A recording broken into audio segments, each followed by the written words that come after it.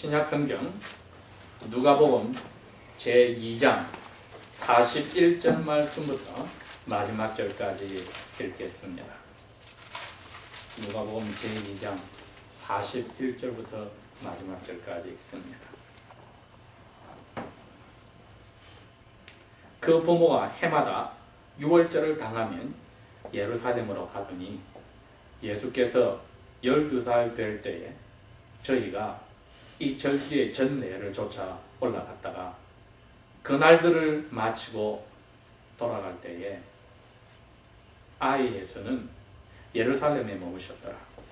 그 부모는 이를 알지 못하고 동행 중에 있는 줄로 생각하고 하룻길을 간 후 친족과 아는 자 중에서 찾되 만나지 못하매 찾으면서 예루살렘에 돌아갔더니 사흘 후에 성전에서 만난즉 그가 선생들 중에 앉으사 저희에게 듣기도 하며 묻기도 하시니 듣는 자가 다 그 지혜와 대답을 기이히 여기더라.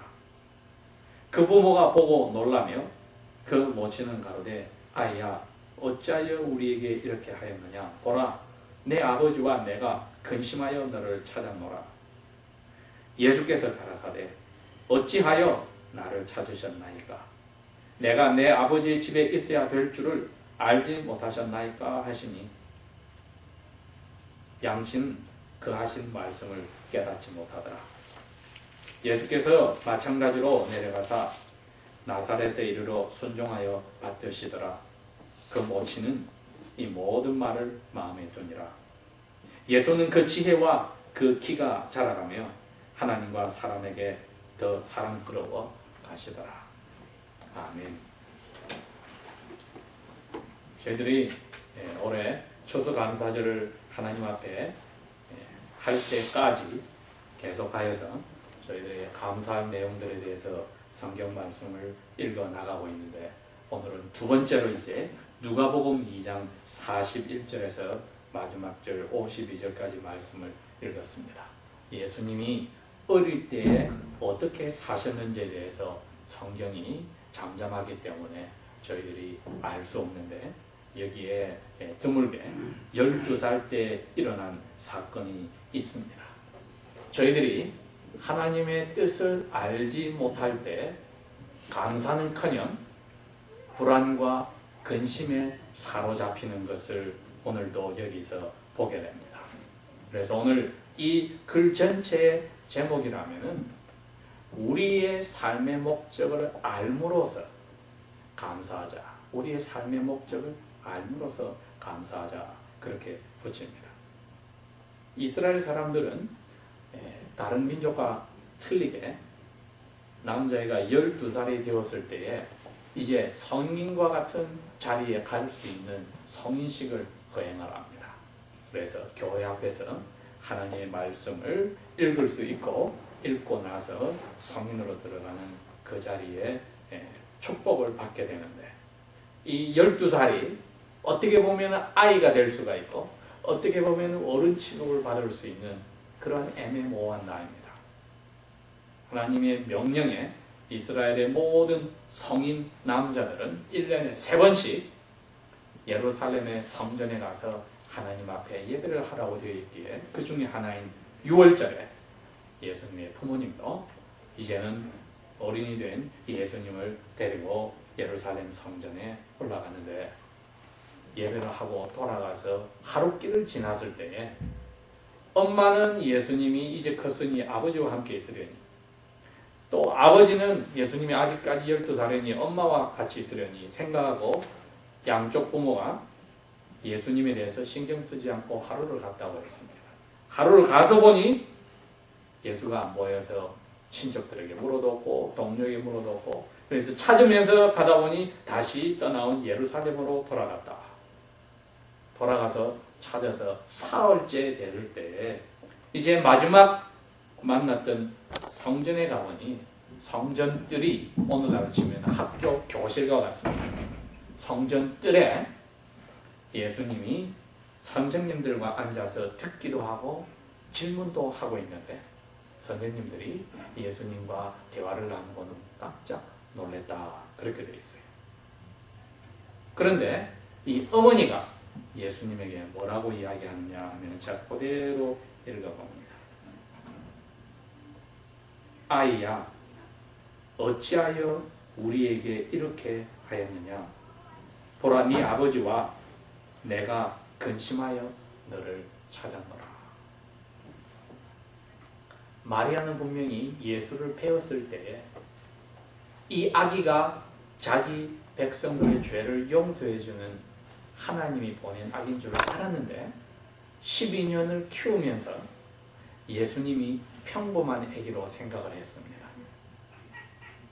여기에서 마리아와 그의 아버지가 결국은 걱정, 근심하고 사흘 동안에 힘들어한 이야기가 나오게 됩니다. 예수님이 자기에게 어떤 관계에 있는지 어머니와 아버지가 이해를 못하였다. 오히려 마리아는 예수님에게 너 아버지하고 내가 너를 찾는다고 얼마나 근심하고 걱정했는데 왜 너가 이렇게 우리를 괴롭히고 힘들게 했느냐? 그 대답에 예수님이 거꾸로 그럽니다. 내가 내 아버지 집에 있어야 할 줄을 알지 못합니까? 그 말은 요셉이 자기 아버지가 아니란 뜻은 아닙니다. 학자들이 많이 연구를 했습니다. 도대체 이 예수가 언제부터 자기가 하나님의 아들로서 자라나서 어린이 돼서 십자가에 죽어야 된다는 자기의 삶의 마지막을 알고 있었을까?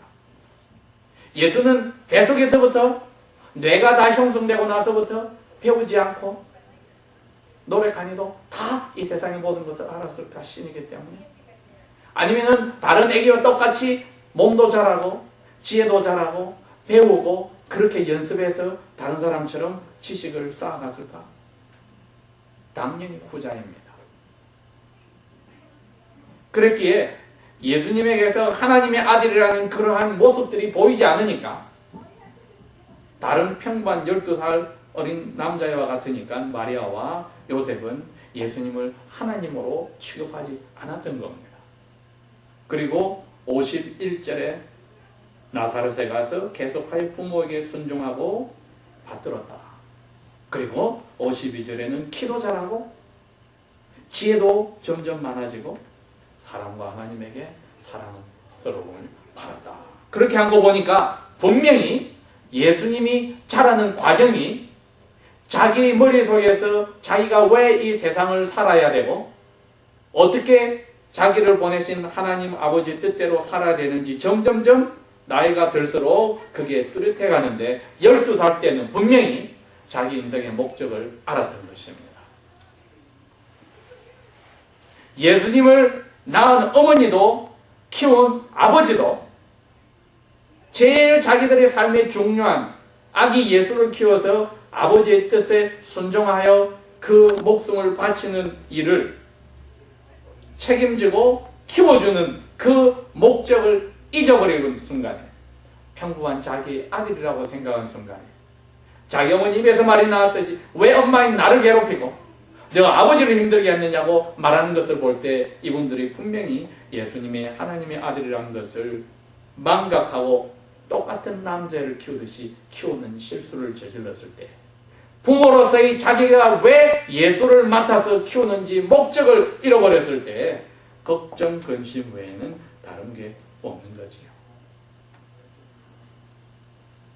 저희들이 부모로서 자녀를 키우고 또 결혼한 사람으로 아내로서 남편으로서의 삶을 살 때에 내가 왜 결혼을 했는지 내가 왜 아내로 사는지 내가 왜 남편으로 사는지 내가 왜 엄마로서 애들을 키우는지 부모로서 자녀들을 키우는지 이유와 목적을 모를 때에는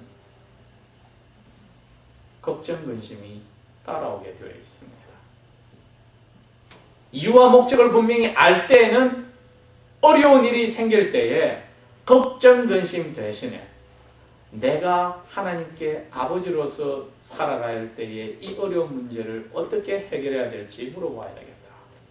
자녀들을 나에게 선물로 주셨으니 예수를 닮아가게 키우라고 하셨는데 어려운 일이 생겼으니 그 목적에 어긋나지 않도록 하나님께 내가 기도하겠다. 왜 내가 저 사람의 아내로서 살게 되었는가? 하나님께서 나에게 목적을 주시면은 좋은 때나 굳은 때나 내가 삶이 우리 죽음으로 두 사람을 갈라놓을 때까지 아내로서 내가 최선을 다하겠다. 모든 면에서 하나님께서 우리에게 지금 이 순간에 예수 믿는 순간에 삶의 목적을 주셨다는 겁니다. 그러기에 12살 예수님이 자기 어머니에게 되려 책망하는 토로 말씀하시기를 어째서 나를 찾고 있었습니까? 내가 당신의 아들이기 전에 하나님 아버지의 아들인 것을 12년 동안 망각했습니까? 오늘날을 치면은 자녀들이 태어났을 때 하나님 앞에 감사하고 세례를 주고 나서 영세를 주고 나서 자라는 가운데 애가 하나님의 자녀라는 것을 잊어버리고 내 욕심과 내 계획대로 키우지는 않았는가? 똑같은 실수지요. 하나님의 자녀입니다. 예수님이 하나님의 아들이었듯이 우리의 자녀도 하나님의 자녀일 때 마리아와 그의 남편처럼 똑같은 실수를 저희들이 하여 이 자녀들이 나에게 무엇인지, 이 자녀들을 하나님 앞에 세례를 주고 영세를 줄 때 이 자녀들이 나에게 무엇인지를 망각하였다면 당연히 내 뜻과 의지대로 다루고 키우고 교육하여 왔기에 그 자녀들이 나중에 나에게 슬픔을 주더라도, 예수님과 다른 의미로 슬픔을 주더라도 우리는 회개하는 것 외에는 다른 할 말이 하나도 없는 겁니다.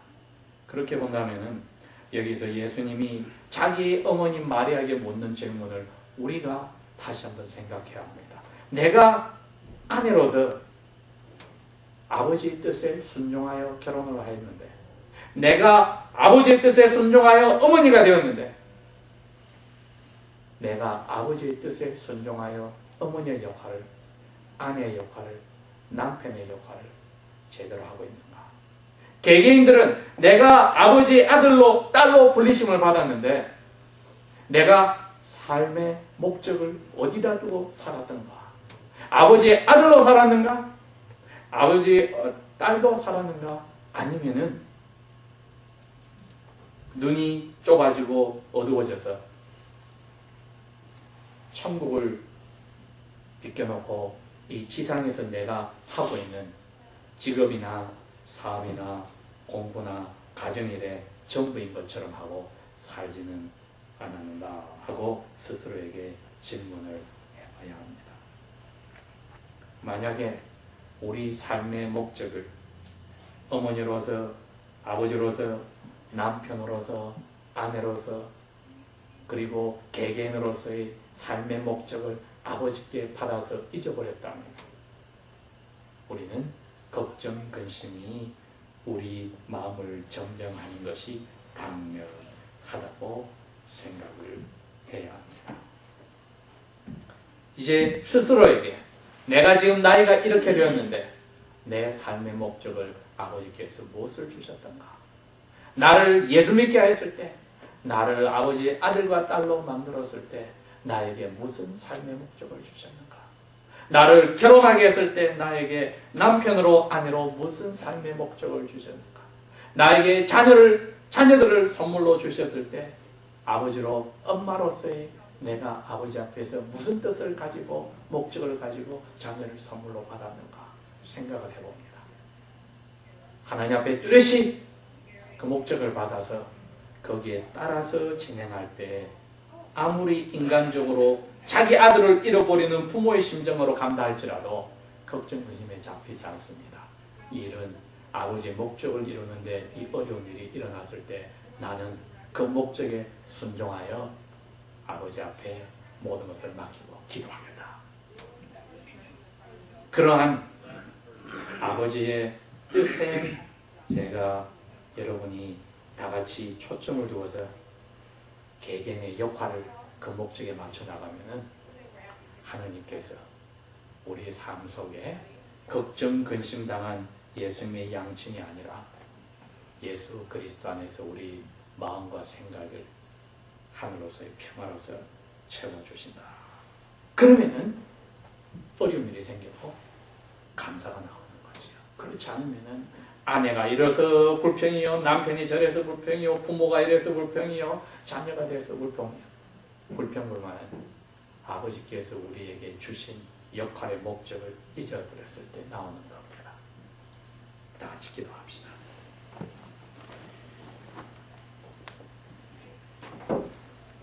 아버지 하나님, 참으로 아버지께서 우리에게 이 자유를 주셨건만 저희들이 이 자유를, 이 모든 역할을 망각하고 살지는 않았는지요.